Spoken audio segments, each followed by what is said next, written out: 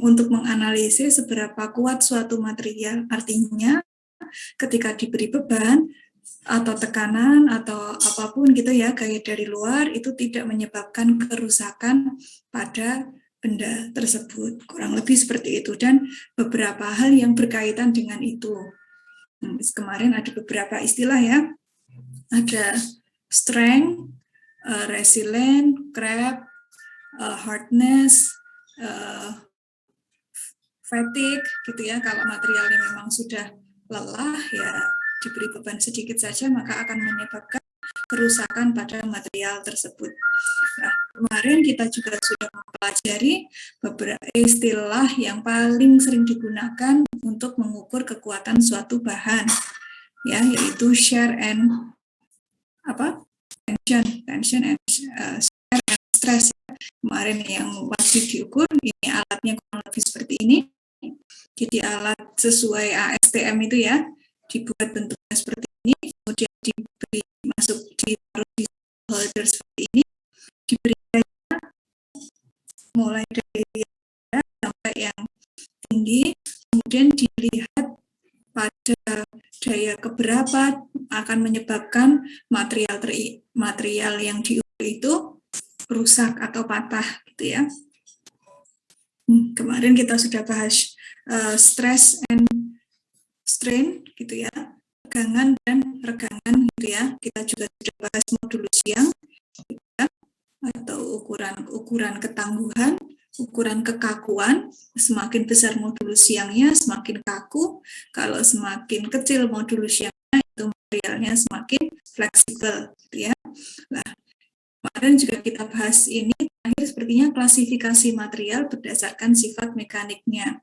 Jadi dengan mempelajari pola retakannya, pola rusaknya ini, maka beberapa material dibedakan menjadi 3, yaitu material yang rapuh atau brittle, material yang ductile atau elastis, kemudian completely ductile.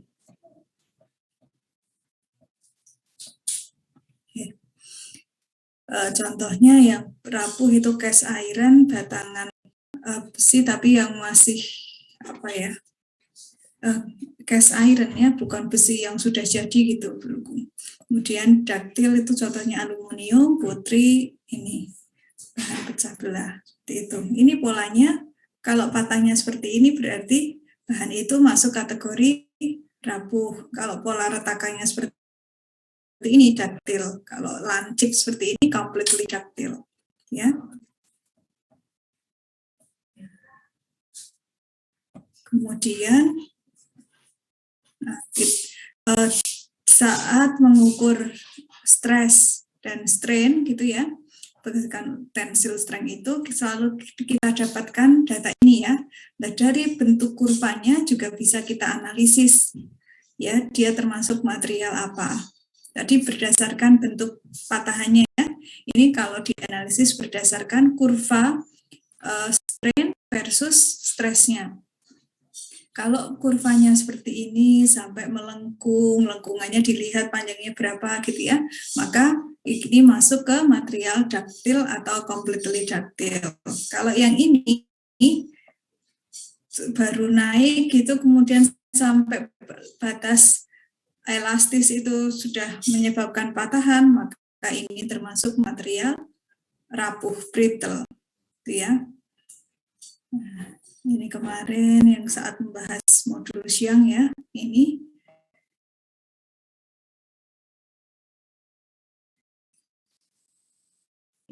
Ya.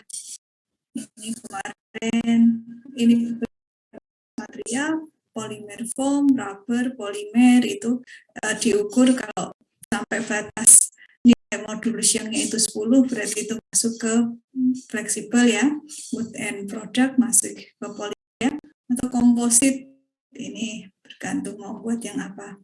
Dan yang paling ini keramik ya, brittle ini keramik, kaku tapi rapuh. Kalau keramik itu sifatnya gitu.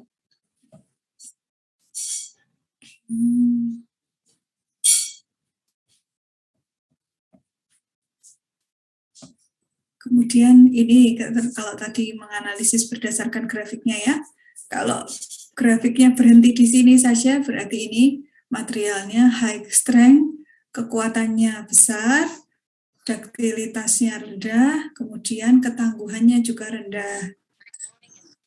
Ya, ini high strength, kekuatannya besar, cukup kuat, kemudian high ductile, high toughness. Yang ini low strength, high ductile, low toughness. Itu berdasarkan analisis kurva antara strain dan stress. Oke, kemudian ini masuk ke bab selanjutnya yaitu tentang dislokasi. Ya, dalam sifat mekanik bahan biasanya juga dipelajari tentang dislokasi, yaitu kemungkinan adanya cacat kristal atau penyimpangan susunan atom kristal yang teratur. Ya. Kalau nggak salah dulu waktu saya ngajar di semester 2 sekilas saya bahas tentang cacat kristal ya. Jadi ada kristal yang sempurna, kristal yang susunan atomnya sangat-sangat teratur, tapi ada juga istilahnya cacat kristal. Ya, cacat kristal itu kadang sengaja dibuat cacat diharapkan gitu, kadang juga tidak diinginkan, yaitu penyimpangan terhadap susunan atom kristal yang teratur. Dulu kalau tidak salah atau yang kemarin juga kita sudah bahas ya waktu membahas sifat elektrik ya di defect semikonduktor gitu ya, ada penyimpangan. Nah, kemarin penyimpangannya itu berupa penyimpangan titik atau point defect. Nah, kalau yang dislokasi dipelajari kaitannya dengan sifat mekanik ini itu banyak ke surface dislocation atau dislokasi permukaan. Kadang ada juga bidang cacat atau cacat bidang, plane dislocation. Ya, nanti kita lihat ya. Nah, karena adanya dislokasi ini akan menyebabkan deformasi, perubahan bentuk atau kekuatan pada suatu bahan. Ya, tadi ya, adanya cacat kristal itu menyebabkan perubahan pada bentuk atau bahkan kekuatan. Ya, beberapa yang kita bahas di sini yang melemahkan gitu ya. Nanti saudara cari sendiri bagaimana mekanisme dislokasi itu atau cacat kristal itu menyebabkan penguatan terhadap suatu bahan. Gitu ya. Ini misalkan pada kristal logam kalau tanpa dislokasi kekuatannya 10.000 kali lebih kuat daripada kekuatan sesungguhnya. Tanpa dislokasi akan berkekuatan 10 kali dibandingkan kalau adanya dislokasi gitu ya. Ini contoh yang melemahkan. Pada skala makroskopis adanya deformasi tersebut berhubungan dengan gerakan atom. Harusnya ini mikroskopis ya. Gerakan sebagian besar atom sebagai respon terhadap adanya tekanan. Nah, tekanannya kemarin kan bentuknya ada 3 jenis ya. Ada shear, geser, atau load, atau tension gitu ya. Nah, kalau diberikan beban itu, maka terjadi perubahan pada sejumlah besar atom gitu ya. Dan itu menyebabkan deformasi plastik. Ikatannya dalam atom bisa jadi putus atau pecah, kemudian melakukan deformasi. Nah, kalau dulu waktu membahas tentang sifat elektrik, kita bahas tentang cacat kristal yang point, ada cacat kristal titik gitu ya, ada Schottky defect, Frankel defect, itu masuk ke cacat titik. Kalau ini cacat permukaan yang jenisnya bisa jadi berupa dislokasi tepi dan dislokasi ulir. Ya. Ini kalau pada dislokasi tepi, ini lihat ini ya. Ini arahnya tekanan itu dari kiri ke kanan. Ini tanda panah ini ya. Ini susunan atom sebelumnya. Nah, lihat ini ada slip plane, bidang yang mengalami slip. Ini cacat kristalnya di sini. Nah, at dislocation line ini kelihatan nggak kalau di situ ada garis ini. Sebentar saya tandai ya. Ini ada bentuk seperti ini, kelihatan ya? Saya pen. Kelihatan, Bu. Kelihatan ya? Lambangnya biasanya kayak gini. Lurus tapi ya, ini bengkok. Ini ada lambang gini, di sini kelihatan ya? Ini. Nah, ini adalah lokasinya cacat tepi. Ya, ini juga lokasinya cacat tepi. Harusnya kalau kristalnya sempurna kan lurus seperti ini semua ya. Ya. A, B, B-nya lempeng ini. Kalau ini sudah mulai belok kan.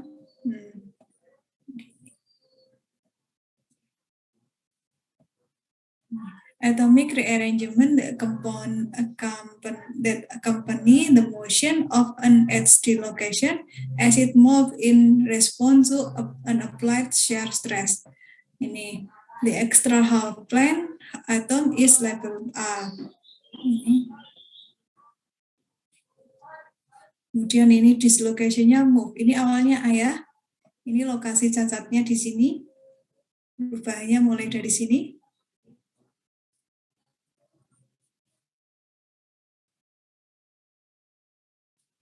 Kemudian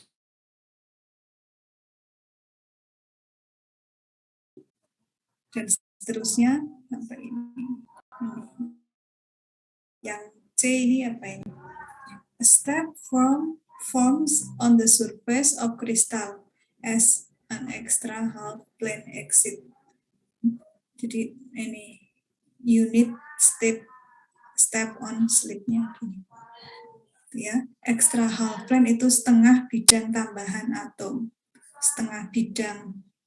Ya harusnya kan ini seluruh bidangnya ini ya, yang ini hanya setengah sampai sini saja. Nah, lihat yang ini kan awalnya gini, ini satu bidang, ini juga satu bidang, harusnya lurus gitu ya, seperti gambar ini. Ini kan satu bidang lurus, satu bidang lurus, satu bidang lurus. Tetapi ketika ada ini, bidang yang hanya terisi ini setengahnya saja. Harusnya sampai 6 baris gitu ya. Di sini hanya ada 3 baris di sini. Berhenti sampai sini. Akhirnya yang ini menyesuaikan kan. Ini mengalami slip plane atau dislokasi tepi. Seperti itu. Bagaimana kalau yang ulir? Screw dislocation dihasilkan dari penyimpangan geser. Nih lihat.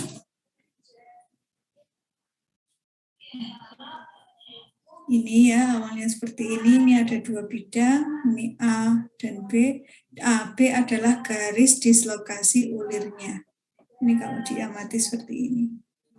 Nah, terkadang adanya dislokasi ini juga terjadi keduanya, yaitu ada edge, ada screw, atau dikenal dengan misdislocation. Ya.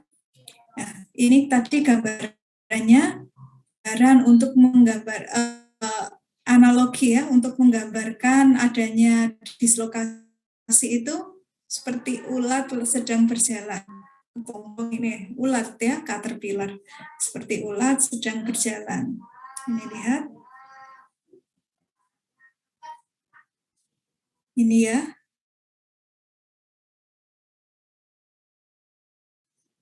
Ini diberi itu responnya. Misalkan ya ini di apa? Gini ya. Jika dislokasi tidak bergerak, deformasi tidak akan terjadi. Namun adanya retakan. Ini contohnya yang retak itu yang ini. Ini yang tidak terjadi dislokasi. Kalau yang ini dia deformasi, tapi deformasi plastis, jadi tidak sampai retak materialnya, gitu ya. Gini, jadi berubah bentuk saja, tapi tetap yaitu ulet, seperti itu. Ini gambarannya atau analogi dislokasi suatu material. Ini mari kita lihat terjadinya dislokasi pada beberapa jenis material. Ini ya,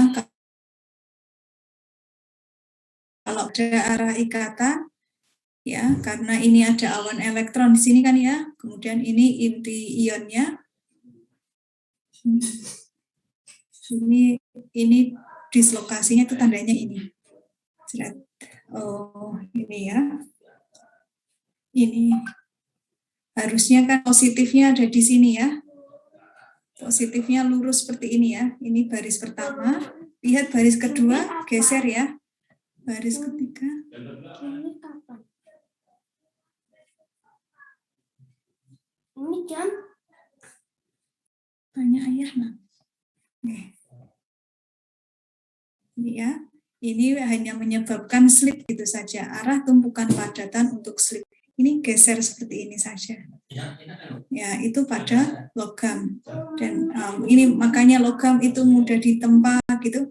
Mungkin alasannya dari susunan atomnya yang rapat seperti ini. Jadi memungkinkan untuk dislokasinya hanya berupa slip.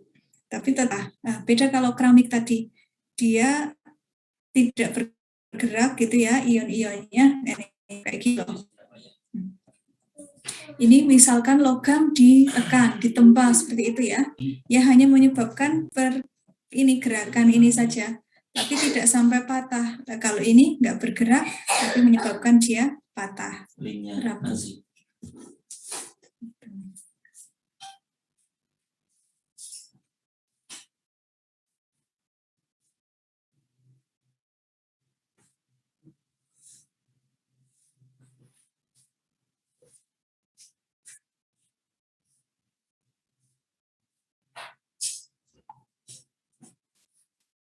Kemudian,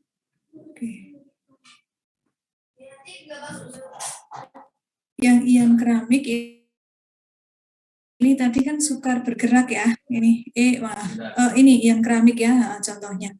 Ya, kalau ini harus tidak bertemu ini kalau plus minus plus minus plus minus gitu ya. Ya, sulit bergerak. Tadi yang ilustrasinya yang ulat tidak bergerak tadi. Kalau dia mudah bergerak gini ya, dan ini positif negatifnya ini kan saling ada gaya tarik menarik ya. Jadi sulit bergeraknya karena tarikan ion positif dengan ion negatif.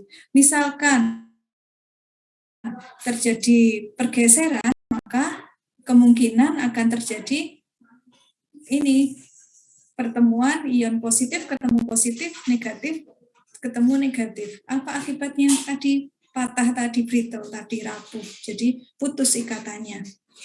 Ya, itu pada keramik ya. Ikatannya sebagian besar berupa ikatan ionik. Kalau kovalen seperti ini ya, sulit bergerak juga, arah ikatannya angular atau membentuk sudut. Ini juga agak kuat tapi kurang ulet ya. Keramik kovalen ini.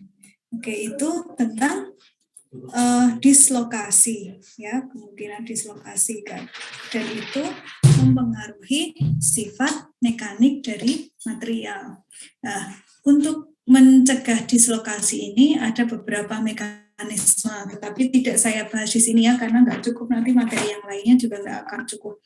Bagaimana supaya dapat mencegah adanya dislokasi itu, ada caranya, tapi itu lebih lanjut ada di buku Kalister yang pernah saya bagikan ya, strengthening mechanism.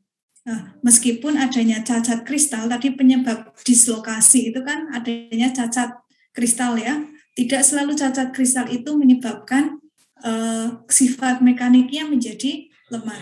Ada juga cacat kristal yang menyebabkan material itu menjadi semakin kuat. Di buku juga ada petunjuk beberapa video ya, bagaimana mekanismenya cacat kristal kok menyebabkan penguatan atau menjadi materialnya menjadi semakin kuat gitu. Kalau yang jadi lemah ini ya kemungkinan bisa, dan itu istilahnya spesifiknya dislokasi. Dislokasi ini kalau mau membuat material yang cukup kuat harus dicegah. Dan itu ada beberapa metode untuk mencegah terjadinya dislokasi ini. Selanjutnya, dalam membuat material yang memiliki sifat mekanik tertentu, ada istilahnya failure. Nah, kalau tadi dislocation and strength mechanism itu chapter 7, ini chapter 8, ya. Failure, kegagalan. Maksudnya di sini ketika mengadakan riset tentang material yang memiliki sifat mekanik harus dipertimbangkan juga tentang kegagalan ini. Istilahnya lebih khususnya analisis kegagalan. Maksudnya failure di sini itu lebih ke analisis kegagalan. Nah, di pengantar bab 8 itu ada beberapa gambar. Contohnya saudara punya bungkus obat, bungkusnya semacam ini. Ya, bayangkan kalau harusnya ini mudah disobek atau sukar disobek yang ini. Yang gambar A ini. Mudah disobek, Bu. Mudah disobek, harusnya kan seperti itu ya. Bayangkan kalau bungkus makanan, bungkus jajan, atau bungkus obat ininya tidak mudah disobek. Gitu ya, ya susah akan digunakan. Atau kemudian analisis kegagalan ini. Contohnya ini B ini kapal yang retak di bagian tengahnya. Ya. Atau gambar C ini. Ya kita baca ya.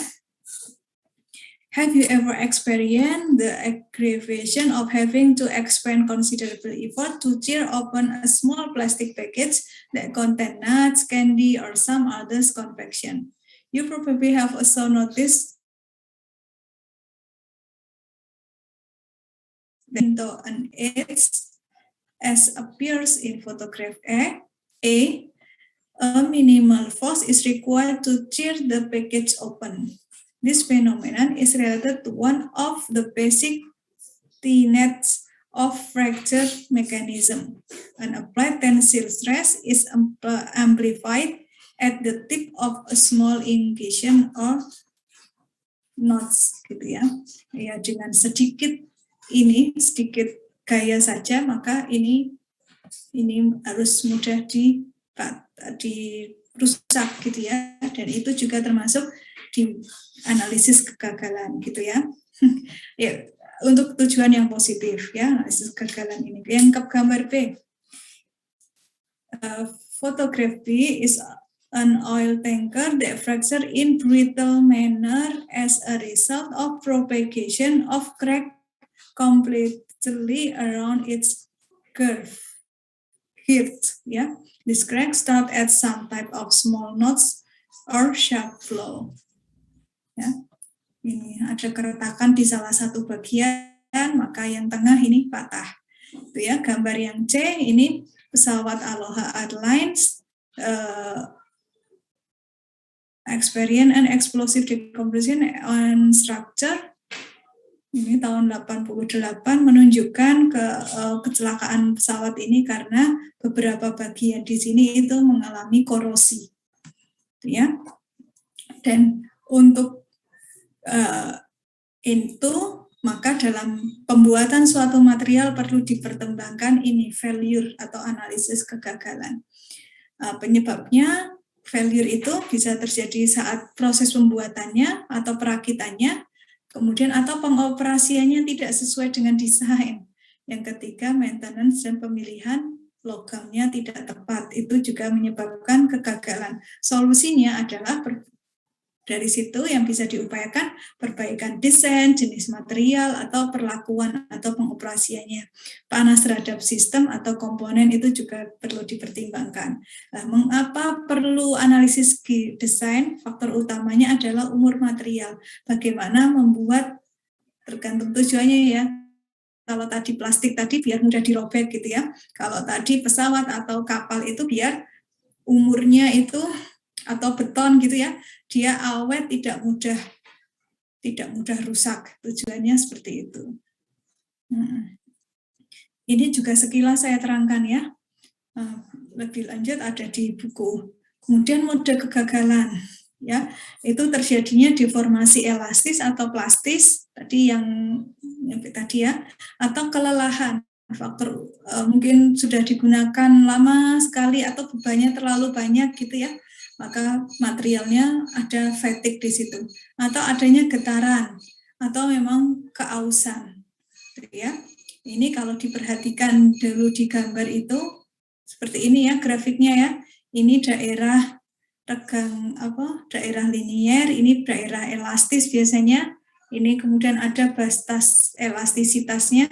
Ini daerah plastis, ada daerah batas elastis gitu ya. Sampai titik putusnya material itu apa. Ya. Nah, di posisi paling tinggi ini ultimate tensile strength. Kemiringannya itu modulus yang-nya. Ya. Nah, kalau tadi buat ini dan contohnya buat material apa gitu ya yang perlu dipertimbangkan itu safety factor. Ini ya. Factor of safety, faktor keamanan ya.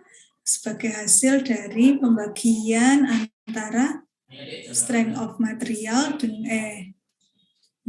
this safe stress ini is band of yield strength of material and is defined as yield strength divided by safety factor.